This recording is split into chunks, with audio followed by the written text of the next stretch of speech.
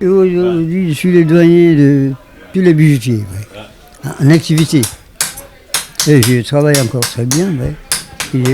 Il s'appelle Alpha Sissoko, dit Alex, né à Dakar en 1930. Maître bijoutier, il est aujourd'hui le doyen d'âge du village artisanal de Soumbédioune. Il revient sur l'histoire du village. Le village, quand ça a été créé, c'était administratif. D'abord, il y avait une administration civile en 1962 jusqu'en 1964, jusqu'à l'arrivée de Abdou Diouf. C'était tant Senghor, c'était administratif. C'est Senghor qui a créé. Et ça marchait beaucoup. Et c'était administratif, surtout. Il y avait une administration civile qui supervisait le village. Donc, tout le monde travaillait, on avait beaucoup de facilités surtout. Beaucoup. Cet octogénaire qui a hérité le métier de son papa dit parcourir le monde grâce à son métier. J'ai travaillé un peu partout. Il y en a à Paris, il y en a en Espagne, en France, dans la bijouterie. Puis je suis sous de nos pays. Hein? Je suis revenu, ça fait une vingtaine d'années, 2000. Depuis 2000, je suis à Dakar. Et c'est parce que c'est un métier beaucoup aimé et de père en fils. Mon père était aussi bijoutier. Alex, de retour au pays depuis 2000, se dit nostalgique des années de gloire où le village recevait des hôtes de marque. Et nous avons reçu tous les chefs d'État qui sont venus, qui ont rendu visite au Sénégal, à Senghor, sont venus ici. Pompidou est venu, le roi Hassan II est venu, Mohamed V est venu ici. Je l'ai vu, Johnny Hallyday, j'ai vu, beaucoup d'acteurs de cinéma aussi.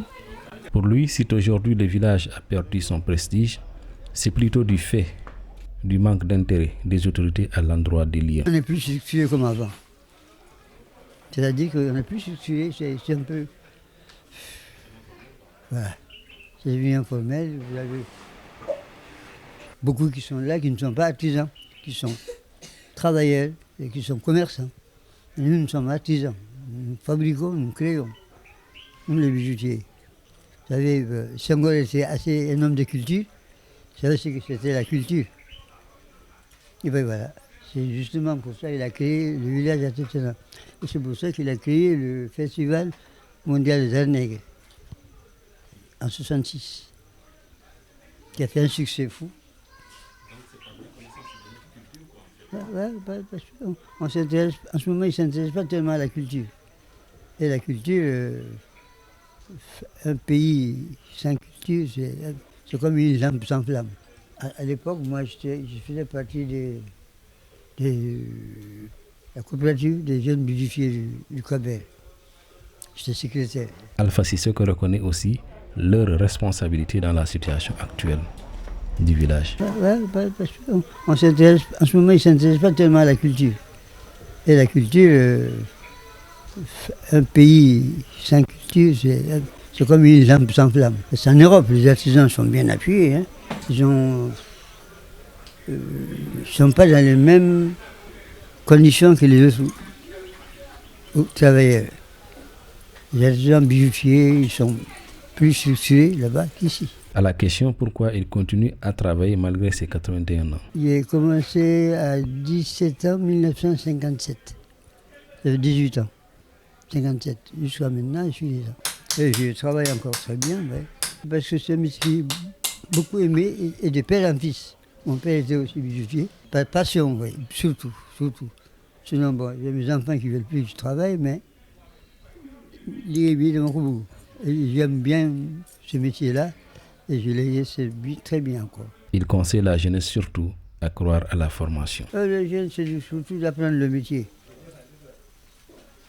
D'apprendre le métier, parce que quand on a un métier, on peut aller n'importe où, on n'a aucun problème. L'argent, c'est bon, mais le métier est mieux. Le savoir, surtout. C'est là où les Européens nous ont dévancés. Ils cherchent le savoir et ensuite, et nous, on cherche l'argent sans savoir. Et ça nous porte au préjudice, surtout.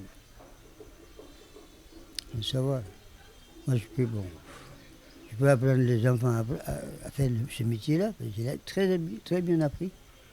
Mais il n'y en a pas, ils ne veulent pas. Ils veulent plutôt de l'argent que d'apprendre le métier. Il faut former les jeunes surtout.